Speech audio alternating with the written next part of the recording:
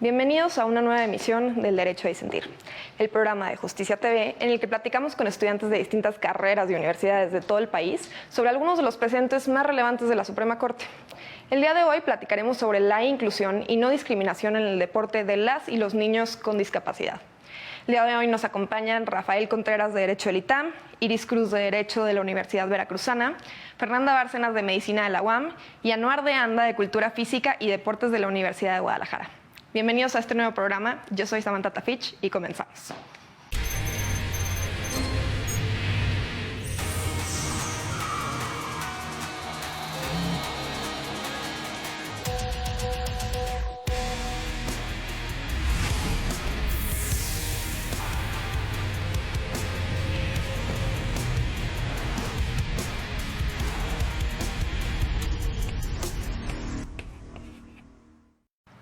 En el programa de hoy platicaremos sobre el amparo en revisión 162/2021, resuelto por la primera sala de la Suprema Corte de Justicia de la Nación, en el que se analiza si el deporte adaptado a las personas con discapacidad es un ajuste razonable para garantizar el derecho de las y los menores de edad a la inclusión y al deporte en igualdad de condiciones con los demás niños y niñas sin discapacidad. Para hablar de este tema me gustaría, Iris, ¿cómo estás?, si nos pudieras platicar un poco del contexto en el que se desarrolla este asunto, cuáles son los antecedentes del caso. Hola Samantha, con mucho gusto. Bueno, el caso se trata de un niño en situación de discapacidad. La discapacidad es síndrome de Down. Este niño asistía a un complejo acuático de alto rendimiento, tenía un instructor, tenía un coordinador, quienes habían manifestado que su situación de discapacidad no representaba ningún problema en el aprendizaje del niño, por lo que inscribieron al niño en un grupo ordinario de natación y no en uno especial. Sin embargo, cambia la coordinación y asignan a una nueva persona entrenadora. Frente a este cambio, tanto el padre como la madre pues se percatan de que no hay un acompañamiento del niño, ni tampoco se le prestaba la atención, y paralelamente la coordinación y la entrenadora consideran que el niño tiene que ir a un grupo especial y no estar en el ordinario donde se le había colocado desde el principio. Frente a esto, los padres, en representación del niño, solicitaron la intervención de la Comisión de Derechos Humanos del Estado, que era Hidalgo, y de la directora del Instituto del Deporte, con la finalidad de sustentar la inclusión, de dar importancia a la inclusión del niño, pero el Instituto del Deporte se negó a dar una respuesta y la comisión consideró que asignarlo a un grupo especial era la opción correcta. Dada la falta de respuesta del instituto, la madre y el padre promueven un amparo indirecto por esta omisión y otro por la respuesta que se le había dado, que era limitar un poco pues la oportunidad de que el niño tomara las clases ordinarias, ¿no?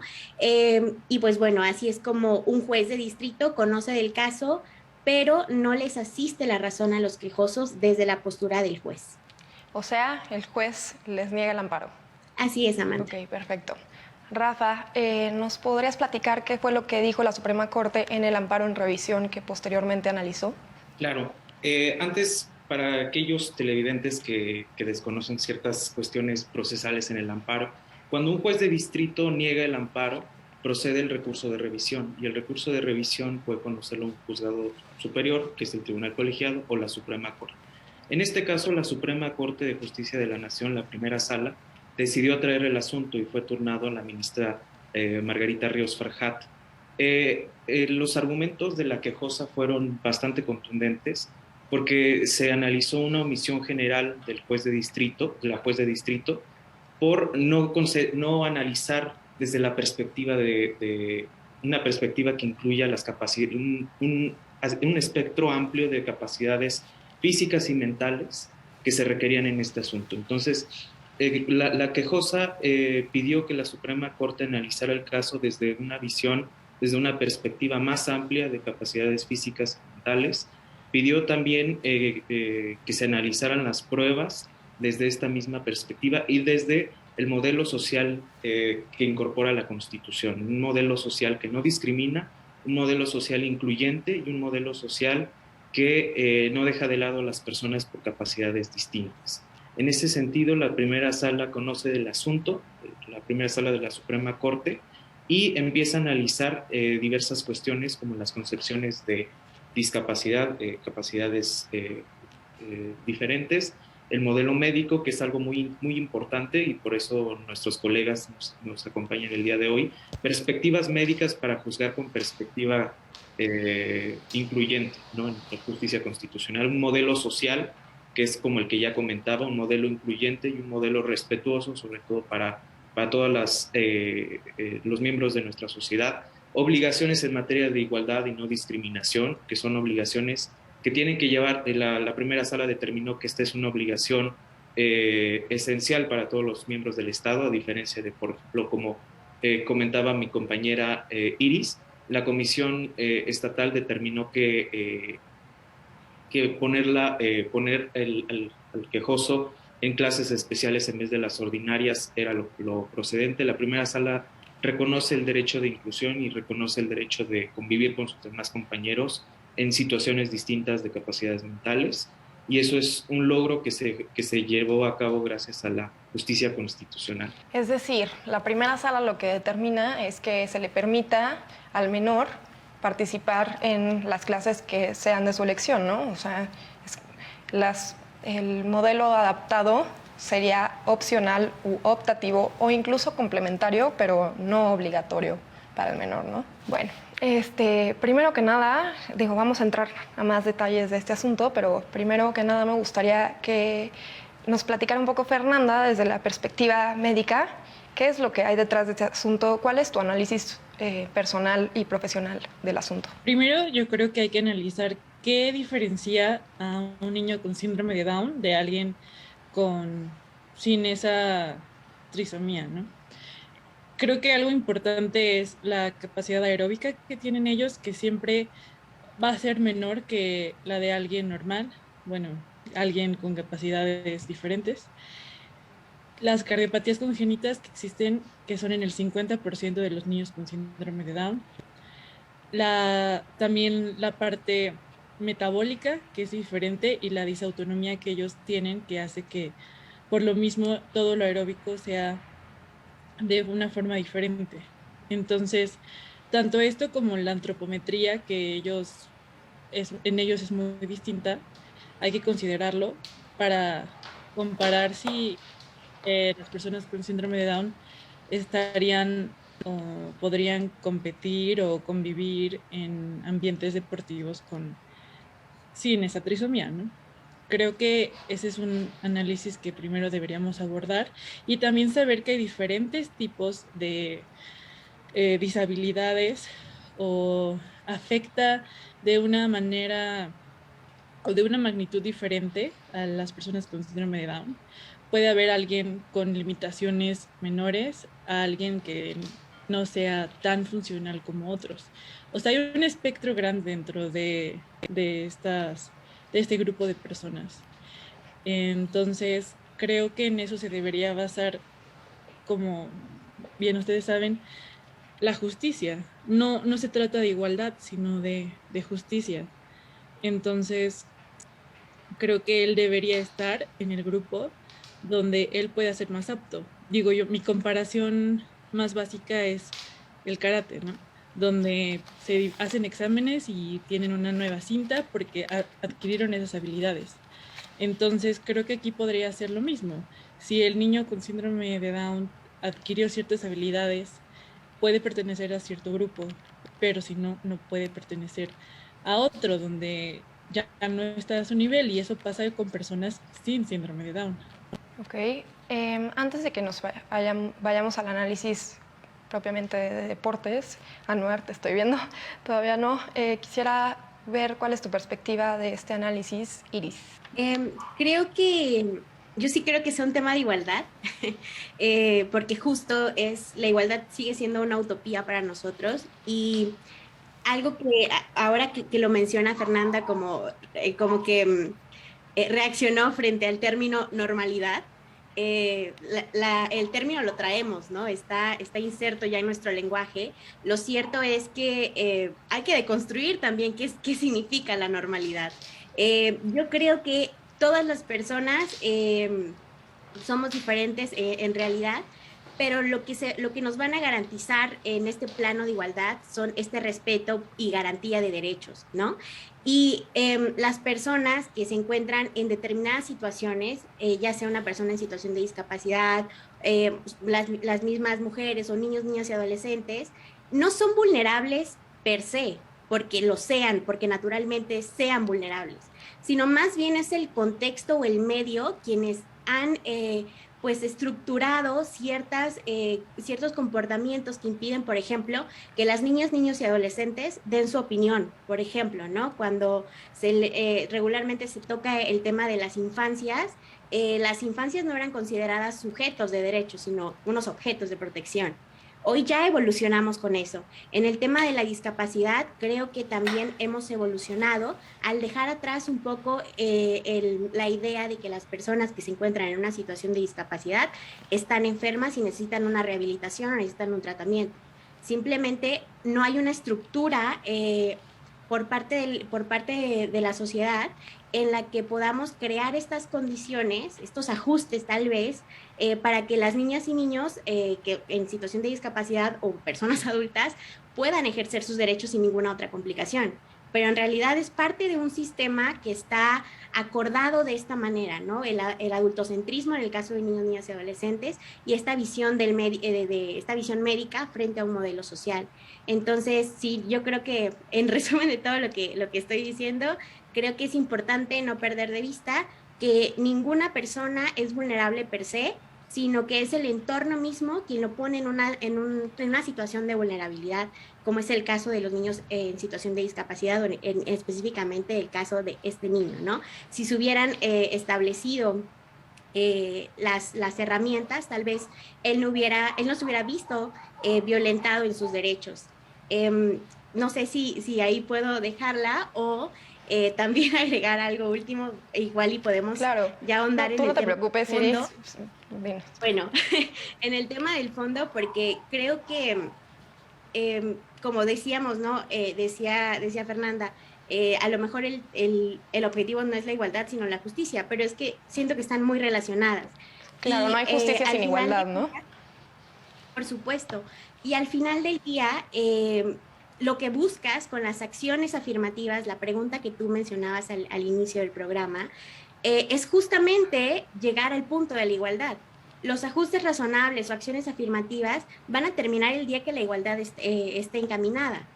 En este caso, el niño estaba compitiendo con otros niños sin situación de discapacidad y de acuerdo al primer instructor, al instructor que tenía, no había ninguna situación, no había ningún problema. Él ya estaba integrado, él ya estaba incluido. No había ninguna otra acción que pudiera ejercer porque ya estábamos logrando el objetivo mismo. Y creo que eso es lo más importante, creo yo, de la sentencia, ¿no? Que ya estaba dentro de la sociedad, ya estaba siendo parte de. Muchas gracias, Iris. Creo que aquí es importante tomar en cuenta que pues, para los que estudiamos Derecho, que tenemos en cuenta estos términos como ya los que ha establecido nuestro alto tribunal, términos como muy de derechos humanos, como la transición del modelo médico al modelo social de discapacidad, la igualdad formal contra la igualdad material. Todos estos son términos un poco técnicos, pero creo que es importante que los tomemos en cuenta y que los elaboremos en programas justo como este, para que se tomen en cuenta y la gente conozca sus derechos, ¿no? Antes de que sigamos a la siguiente pregunta, me gustaría escuchar la perspectiva, ahora sí. Anuar, ¿nos puedes platicar un poco desde tu perspectiva, tú que te especializas en deportes, cuál es tu opinión de toda esta situación, de todo el caso, la resolución de la Corte? ¿Qué pasó? Hola a todas y todos y a quienes nos ven ahí por las vías digitales. Es importante tomar en consideración en dónde estaba ingresando el niño con discapacidad referente al tema deportivo, si realmente estaba hacia el deporte de alto rendimiento o hacia iniciación deportiva, que si bien como lo comenta Fernanda, es importante tomar en consideración la discapacidad, en este caso la trisomía del cromosoma 21, que genera la enfermedad o entre comillas, enfermedad o la condición, mejor dicho, de síndrome de Down, para poder saber hasta dónde se puede llevar a cabo la exigencia deportiva en la persona. Definitivamente comparto la idea de generar sociedades en igualdad para todas las personas, sociedades más dignas. Sin embargo, en el tema deportivo es importante considerar hasta dónde se le puede llevar a cabo la exigencia.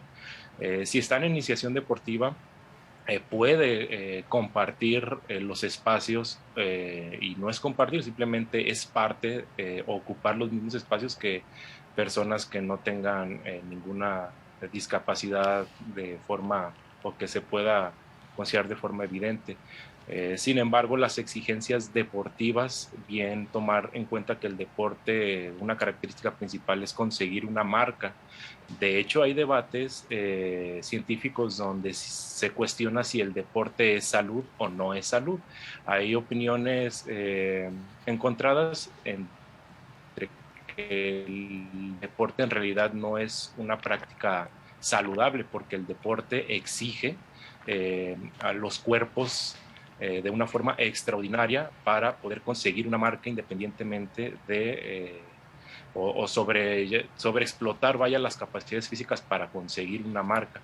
En cambio, en inflación deportiva, que definitivamente al entender el contexto del niño que se adhirió a este programa, pues era iniciación deportiva. La iniciación deportiva consiste tal cual en conocer los fundamentos del deporte al cual se vaya a practicar, y a partir de ahí se hacen los selectivos, vaya, para el deporte de alto rendimiento, donde también hay deporte de alto rendimiento para personas con discapacidad. Por eso están los paralímpicos, ¿no? A partir de ahí podemos nosotros entender que sí hay deporte de alto rendimiento para personas con discapacidad.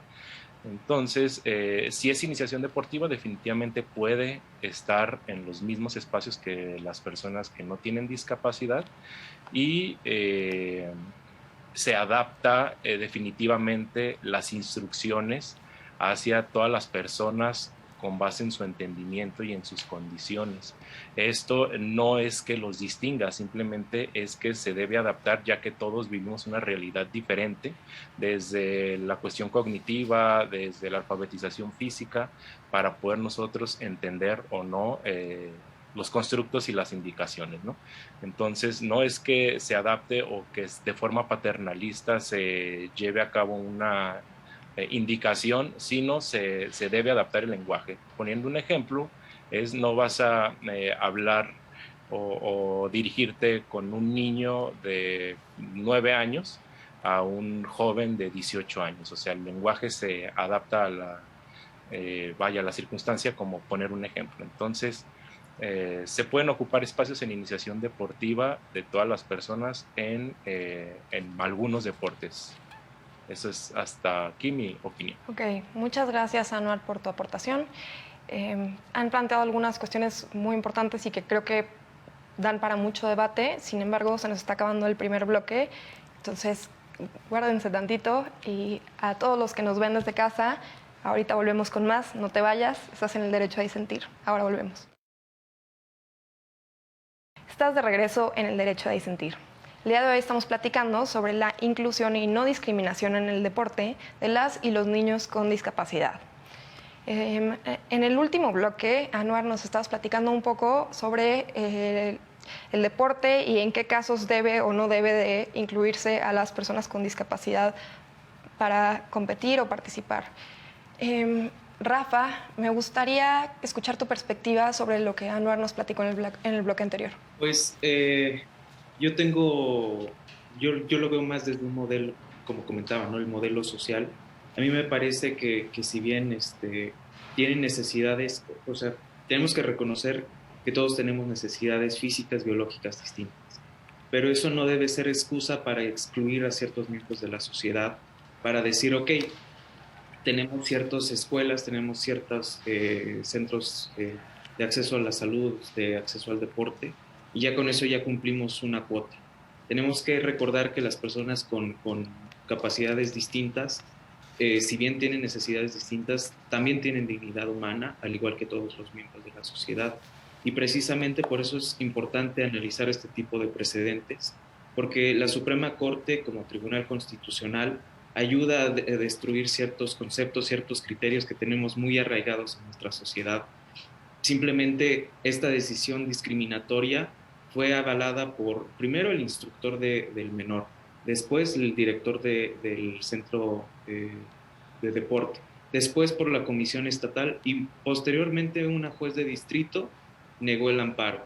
Entonces, por eso es muy importante este tipo de precedentes, porque destruyen ciertas concepciones que violan derechos humanos y que tenemos muy arraigadas en nuestra sociedad. Este precedente es particularmente importante porque es conforme a varios precedentes, por ejemplo, inclusión de personas indígenas, inclusión de personas con orientación sexual distinta, y todo tiene que ver con el modelo social de la Constitución, que es incluyente, que es respetuoso, pero sobre todo que privilegia la dignidad humana sobre ciertas otras cuestiones. También me parece muy importante que la ministra Ríos Farjat haya incluido en su argumentación un precedente de la Corte Interamericana, el caso Jiménez López versus Brasil, porque es muy esclarecedor, que dice que si bien los estados pueden delegar ciertas facultades, como en este caso, practicar este deporte no es nada más que el niño tenga cierto momento de ocio, sino es importante porque a través de la práctica del deporte tiene acceso a la salud. Entonces, la delegación al instituto para la natación es el ejercicio del derecho al acceso a la salud, un derecho reconocido internacional y constitucionalmente. Entonces, la Corte Internacional Interamericana establece que es importante que los estados, si bien deleguen las facultades, o sea, un miembro del estado el que está brindando este derecho o brindando esta prestación, es importante que en todo momento se eliminen ciertas cuestiones que tengan que ver con discriminación, con afectación, trato cruel, inhumano, degradante.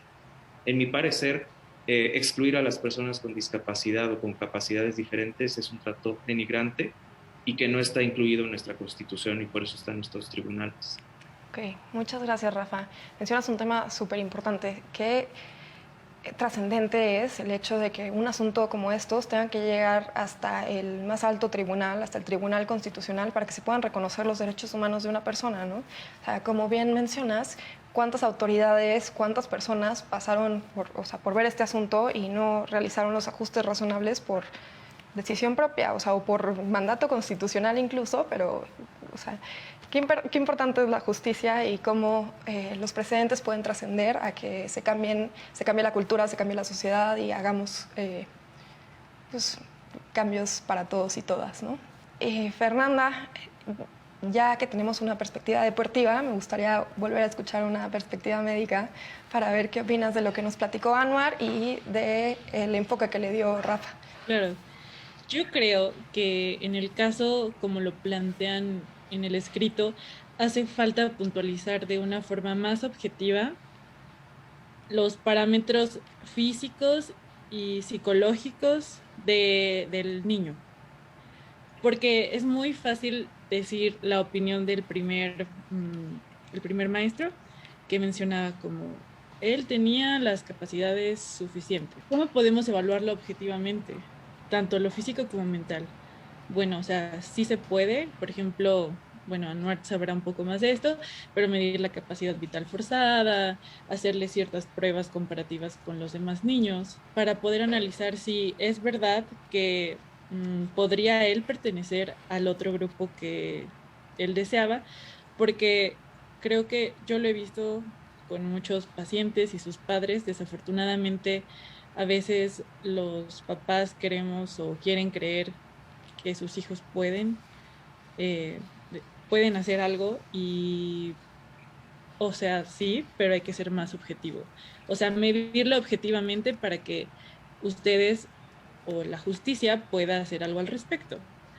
Y también yo creo que hace mucha falta implementar capacitación a los mismos maestros para que todos puedan tener estudiantes de todo tipo. Creo que es algo muy importante. Eso segundo que mencionas me parece súper relevante y de hecho se menciona en la sentencia.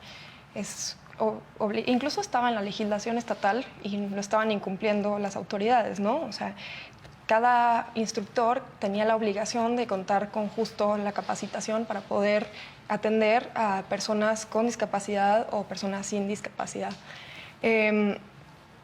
Pero bueno, más allá de eso, lo que me gustaría preguntarles, o lo que me gustaría preguntarte, Isis, porque voy a ir contigo, es ¿cuál es la finalidad de tener un equipo de deporte, ¿no? O sea, es mantener un estándar y que se manejen, pues no sé, un nivel de competencia de cierto tipo, o la integridad física, el desarrollo integral, la salud de los y las niñas de todo tipo. Creo que tiene que ver justo con, o sea, con el desarrollo integral. Incluso creo que no, ahí me falló la Suprema Corte. Yo sí tengo algunos puntos de vista como un poco más críticos en la parte de la forma de la sentencia, porque creo que pudo jalar justo como lo hizo Rafa, como comentaba, jalar instrumentos que daban como más carnita al fondo del asunto y que nos permitían dilucidar que el derecho a la cultura, de acuerdo al Comité DESC, también implica el derecho al deporte, o sea, tiene un espectro pues interdependiente, la misma naturaleza de los derechos humanos, ¿no? Que se relacionan unos derechos con otros. Entonces, sí tiene una base muy fuerte el permitir que niñas y niños accedan al deporte, no solo en el ámbito de la salud, sino también en el ámbito cultural. Y no importa si estás en una situación de discapacidad o no, tienes el derecho a. Creo que también me hubiera gustado que pues se visualizara pues este punto de interseccionalidad entre niños en situación de discapacidad gozando de este derecho. Creo que eso le hizo falta a la Corte. Y también no quisiera dejar de mencionar un punto que tocó Fernanda, sobre la valoración de la prueba. Justo la valoración de la prueba no se tomó, o sea, creo que dentro de la sentencia también se hace alusión, el juez no tomó en consideración este importante pues precedente para determinar su posición, o sea, a lo mejor y si hubiera aceptado la valoración de la prueba, si hubiera aceptado la prueba, hubiera desahogado, hubiera hecho la valoración de la misma, a lo mejor hoy tuviéramos una sentencia de un juez o jueza de distrito en el que reconociera la diversidad funcional de las personas a partir de esa valoración, pero no fue así, justamente porque lamentablemente creo que no solo los docentes, no solo las personas que a lo mejor nos ofrecen un servicio, sino, bueno, también el Poder Judicial de alguna manera nos ofrece un servicio, ¿no? Que es el acceso a la justicia.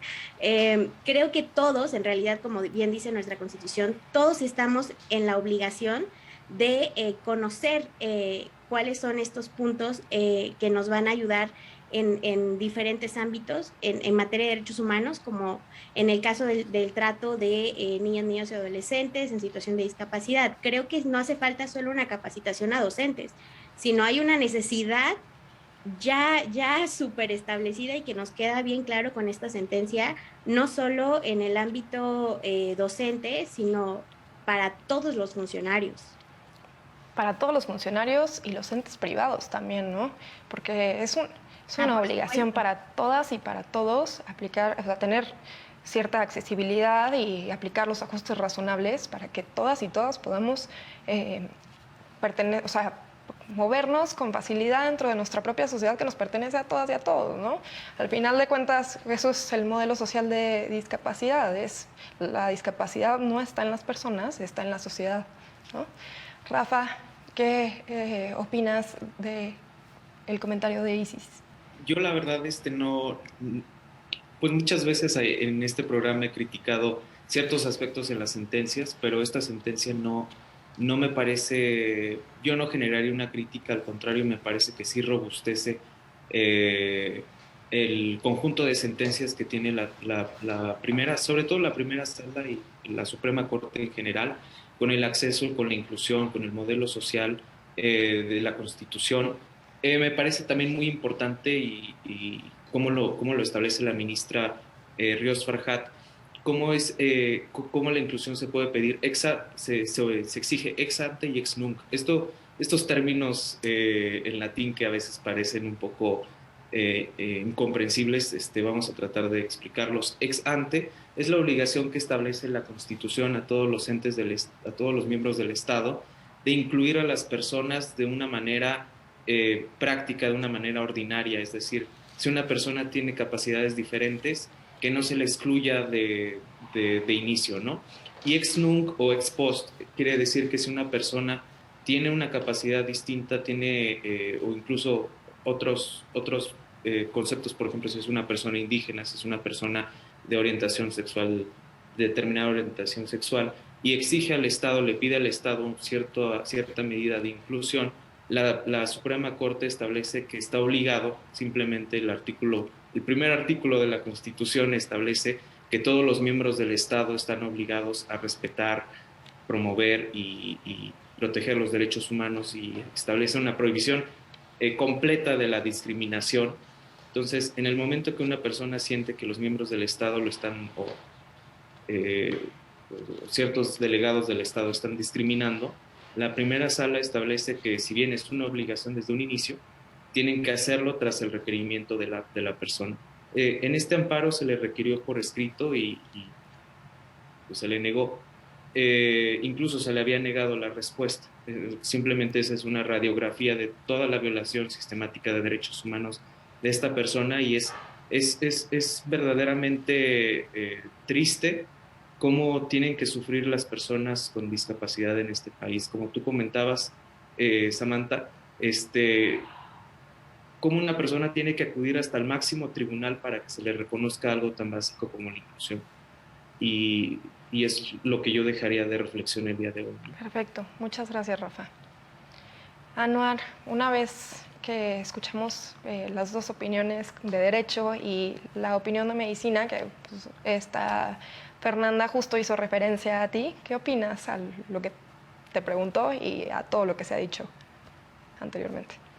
Sí, pues bueno, pues se presta, ¿no?, a debate todo este tema desde el enfoque médico al enfoque social. Definitivamente, pues vivimos en una sociedad, ¿no?, capitalista, que prioriza el individuo sobre el colectivo, y que desafortunadamente las personas o las mayorías, en este caso quienes no controlamos, vaya, los medios de producción, diría Marx, pues somos los que salimos más afectados en este sistema. Y sumándole pues las personas que llevan desventajas que gracias al sistema, como las condiciones de clase social, las mujeres, las personas con discapacidad, las comunidades indígenas, y traspolándolo al deporte, pues definitivamente el deporte es parte del sistema. El deporte, pues hay que tratar de entenderlo como lo que es. El deporte no es nada más y nada menos que una práctica del sistema que, desde el carácter socioantropológico, podemos determinar que fue una forma de controlar la disputa entre sectores con distinta identidad para poder lograr o determinar quién era pues el que mandaba, ¿no? Entonces el deporte surgió a partir de ahí, de quién gana, quién es mejor, quién es peor, quién pierde. Entonces, si tomamos en consideración lo que es el deporte en nuestro sistema, claro, nos da desarrollo integral a las personas. Sin embargo, no es lo mismo que el deporte recreativo, no es lo mismo que la actividad física, no es lo mismo que el ejercicio, no es lo mismo que la recreación y el ocio. El deporte como tal incluso tiene un carácter de violencia hacia las personas, porque incluso divide violencia en el sentido de someter tu propio cuerpo a cuestiones extraordinarias solo para conseguir una marca. Y bueno, entonces definitivamente comparto lo que Iris nos comparte. También es importante mencionar lo que Fernanda nos comparte referente a hasta dónde las personas podemos tener este reconocimiento propio de hasta dónde podemos y hasta dónde no. Y en el deporte se debe tomar en consideración, porque puede ser contraproducente en realidad. Creyendo o pensando que el deporte realmente nos va a dar desarrollo integral, cuando es sometido en un grupo o en un equipo de deporte de alto rendimiento, incluso hablando en un equipo de personas que no tienen discapacidad, existe mucho esta violencia sistemática y simbólica de las personas para poder lograr la marca. Y desafortunadamente las personas con discapacidad pues tienen un reto extra al de conseguir una marca, que es adaptar su propio entorno para poder ocupar los mismos espacios, que eso es lo que está realmente mal. Todos debemos ocupar los mismos espacios en las mismas condiciones para lograr los mismos objetivos, pero si el objetivo es violento, pues desafortunadamente llevan desventaja. Entonces, bueno, pues se trata de construir sociedades más dignas para todas las personas, empezando por espacios desde deportivos hasta el entorno construido, hasta las propias calles, y bien, las personas tienen una condición, sin embargo, pues la sociedad es la que los discapacita. Yo me quedaría hasta aquí. Perfecto, muchas gracias, Anuar. Y bueno, también quiero hacer aquí una reflexión de quiénes somos nosotros como... quién es el Estado en realidad para determinar cuándo una persona puede competir o participar o no, debemos de preguntarnos si sería mejor preguntarle a cada persona en su individualidad si se siente con la capacidad o con la disposición de poder participar en ciertos deportes. En este caso, la persona es un menor con discapacidad, entonces creo que pues es buena la solución de preguntarle si quiere participar o no, y en caso de que sí, pues ya llevar a cabo un ajuste razonable para que pueda integrarse en plenitud, ¿no? Iris, ¿estás de acuerdo o estás en contra? ¿Estás asintiendo? Creo que estás de acuerdo. Sí, estoy súper de acuerdo. De hecho, creo que no es que odie la sentencia como que con la crítica. De hecho, hay una parte muy importante donde justo hace una diferencia entre el ajuste razonable y la accesibilidad. La accesibilidad en realidad se piensa de una manera genérica, mientras que los ajustes razonables pues justo tienen que ver con establecer un diálogo y determinar la diversidad funcional de la persona, ¿no? A lo mejor yo sin la necesidad de a lo mejor estar en una situación de discapacidad te puedo decir no me siento cómoda con esto, no me siento, o sea, el diálogo siempre nos va a fomentar estar cómodos en cualquier situación, ¿no? Realmente que no se nos vulnere ninguno de nuestros derechos ni siquiera nuestra dignidad. Pero bueno, creo que sí es muy importante el diálogo, sí es muy importante también, como decía hace ratito, ¿no? Derribar también esta parte del adultocentrismo donde no se les pide la opinión a los niños ni niñas. Todavía está presente y sigue siendo una lucha para que sea parte de nuestras vidas, ¿no?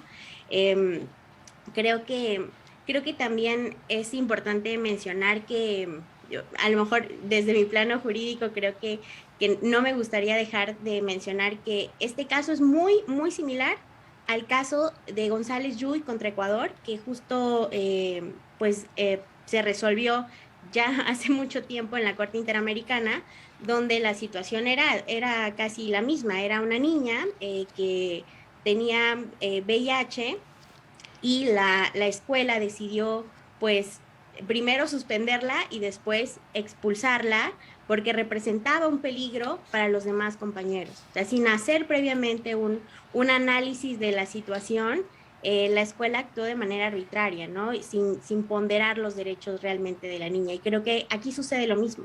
No se ponderaron los derechos del niño. Simplemente se estableció que podía afectar la integridad de los otros niños, incluso del mismo, y se decidió pues sacarlo del grupo ordinario, ¿no? Eso también creo que sería importante pues mencionar como antecedente, que ya teníamos una respuesta desde hace tiempo. Ya existía un precedente que es obligatorio con base en la reforma de 2011. Y hasta el día de hoy, o sea, pareciera que no hay, después de 10 años, no hay tanta difusión de estas sentencias sobre estos temas tan importantes en funcionarios y servidores públicos, ¿no? Ok, Muchas gracias, Iris. Mencionas algo súper importante. A veces los precedentes no son suficientes, sino que hay que hacer cambios en las leyes para que sea de manera inmediata obligatorio para todas las autoridades y todos los entes privados del país, ¿no? Ahorita, actualmente, por ejemplo, hay un conjunto de iniciativas que justo promueven y vienen derivadas de este caso reformas para poder hacer ajustes razonables para que las personas con discapacidad puedan involucrarse en la manera que ellos y ellas decidan al deporte, ¿no? Hay que tomar eso mucho en cuenta y estar muy al pendiente de estas iniciativas. Sin embargo, ahorita se nos está acabando el segundo bloque. Ahorita volvemos con más. A todos los que nos están viendo, no se vayan, que regresamos. Yo soy Samantha Tafich. Ahora volvemos. Estamos de regreso en El Derecho a Disentir por Justicia TV. En el programa de hoy estamos platicando sobre si el deporte adaptado a las personas con discapacidad es un ajuste razonable para garantizar el derecho de las y los menores de edad a la inclusión al deporte en igualdad de condiciones con los demás niños y niñas sin discapacidad. Rafa, elabora un poco, porfa, sobre lo que acabamos de platicar en el bloque anterior y danos tu opinión. Claro, yo creo que podríamos incluir de lo que dijimos en el bloque anterior un aspecto bastante interesante e importante de la primera sala, que establece el deber de proporcionar los ajustes razonables para eliminar la segregación y el aislamiento a través del fortalecimiento de los vínculos. Este argumento que da la primera sala es muy importante porque reconoce el derecho del menor con capacidades diferentes a poder socializar y poder ser incluido dentro de una comunidad. Y eso me parece que es bastante interesante porque incorpora no solamente el derecho de acceso a la salud, el derecho de respetar la dignidad del menor, sino también el derecho a ser incluido y a ser considerado dentro de la sociedad. Simplemente, como decía Iris, hay un cierto estigma dentro de nuestra sociedad por invisibilizar y por no escuchar las voces de los menores. Es aún mayor las voces de los menores con capacidades diferentes. Y por eso este tipo de sentencias tratan de reivindicar estos derechos. Es importante también recordar que la negativa del director de este centro de deporte se basó en ciertas normas estatales que decían que si una persona tiene capacidades diferentes, pues está bien que se le segregue, está bien que se le trate de manera distinta, está bien que haya una discriminación. Y esto es muy importante de que nuestros televidentes tengan en mente que si una norma, una directiva, un reglamento interno establece una discriminación en contra de ciertas personas, es inconstitucional. Aunque esté en una ley aprobada por la legislatura del Estado, una ley federal, no puede establecerse de manera legal una discriminación, una violación a la Constitución. Y para eso están los juzgados federales, está el juicio de amparo, que es la protección de derechos fundamentales. Y por eso, en una democracia es importante reconocer el valor de la Constitución, no solamente por el valor normativo de que la Constitución da valor a las demás normas, sino el valor democrático y el valor social de la Constitución. Como comentaba, el modelo social establecido en nuestra Constitución es incluyente y es un modelo que todos debemos aspirar. Si nosotros no aspiramos a este modelo, simplemente nuestra democracia tan joven no va a tener futuro. Digo, no solo es aspiración, es también obligación, ¿no? Sí. Okay. Fernanda, ¿qué opinas de lo que nos acaba de platicar Rafa, o de su perspectiva? Yo creo que algo importante evaluar es la esfera psicológica del niño en cuestión, porque como mencionaba Iris, nosotros a los niños no estamos acostumbrados a decirle, oye, ¿cómo te sientes? O en la consulta médica igual, oye, ¿qué tienes? ¿Qué te pasó? Siempre preguntamos a los padres. Entonces, creo que es importante que sepamos este niño cómo se sentía en el otro grupo. O sea, menciona únicamente que cuando lo cambiaron, entonces, ¿en qué grupo a él le gustaría estar? Creo que esa es la cuestión más importante y así es como resuelven en la parte final del caso. Es lo primordial, o sea, ¿dónde dónde se siente el niño más cómodo. ¿Qué tal si sí le gusta estar en un nivel un poco más avanzado? Porque él se puede exigir más. ¿O qué tal si no? ¿Qué tal si él estaba muy bien en el otro, en el otro equipo? Creo que preguntarle al niño cómo se sentía es importante y también que las demás personas en el grupo tuvieran tolerancia y empatía, que bueno, que no es muy fácil que la gente lo tenga y a veces en el deporte uno está pensando en competir y en otras cosas, pero creo que hay que ser tolerantes, empáticos e inclusivos con todos los niños y con todos los tipos de discapacidades. Ok, muchas gracias, Fernanda. Sí, estoy de acuerdo con esta aseveración, pero quiero saber qué piensa Iris. ¿Estás de acuerdo tú también? Sí, claro, o sea, creo que justo lo que decíamos, ¿no? No hay una suficiente promoción como de las perspectivas, sobre todo en el tema de infancia, habría que recordar que hay un interés superior de la niñez, que hay un principio de autonomía progresiva, que justo es como ir dilucidando cómo voy a establecer esta comunicación o diálogo con la persona de acuerdo a su edad y madurez, el principio de participación, o sea, hay muchos factores que creo que todavía están pendientes de seguir promocionándose para que podamos escucharles a ellas y a ellos y sobre todo, pues no olvidar que hay una obligación reforzada en el tema de infancia y como decía Rafael, cuando se combina con otra condición de vulnerabilidad como es la discapacidad, es aún más difícil, ¿no? Pero eso no puede ser un imposible para el cumplimiento de las obligaciones estatales. Ok, perfecto. Creo que es buen momento para pasar a una etapa de conclusiones. Entonces, me gustaría comenzar contigo, Anuar. ¿Cuál es tu conclusión final de todo este asunto? Gracias.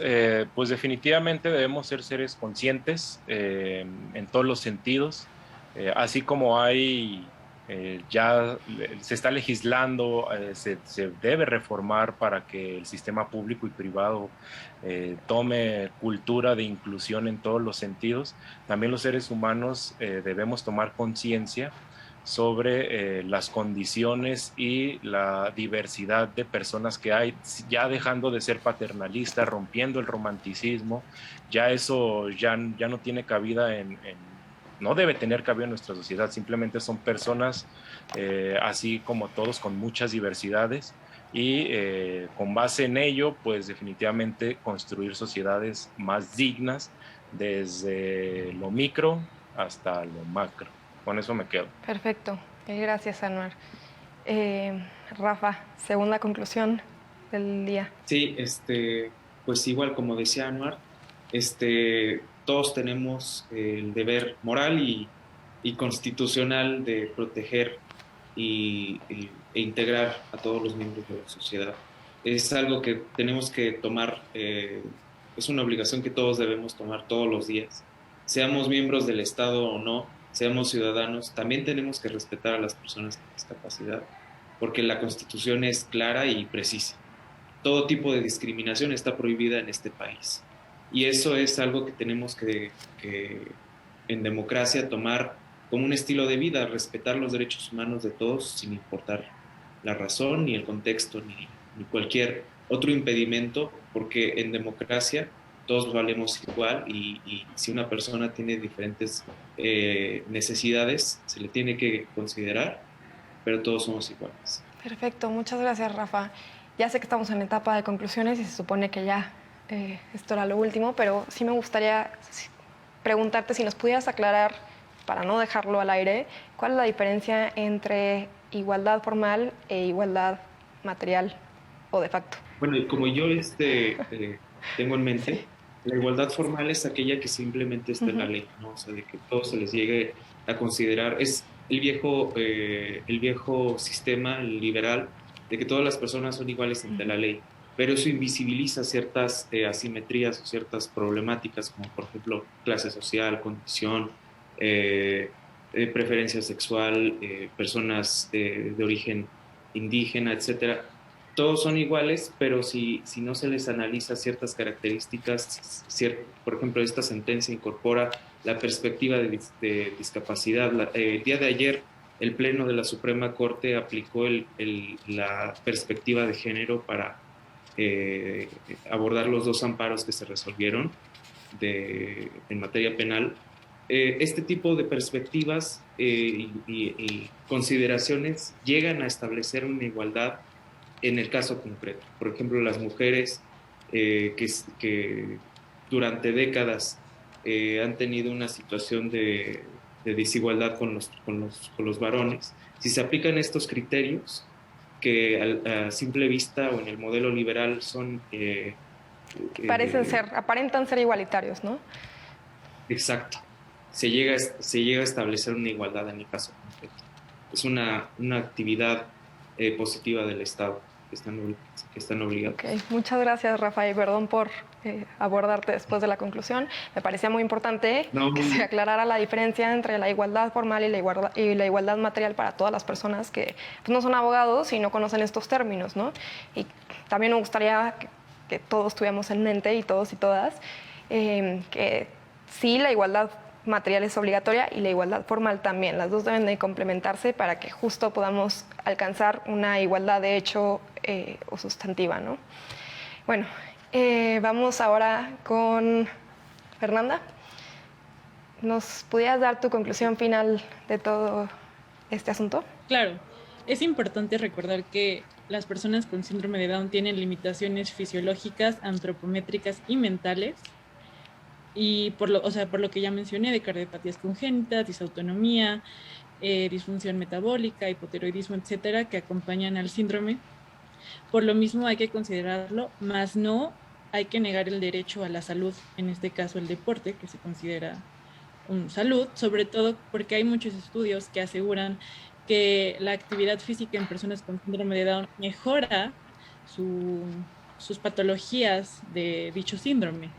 Entonces, no negarlo, incluirlos, pero también adaptarnos a ellos, no ellos a nosotros. Entonces, tener esta perspectiva, tenerlo siempre en mente, saber que ellos pueden ser grandes atletas incluso. Como nosotros tenemos que apoyar esto y ser más empáticos.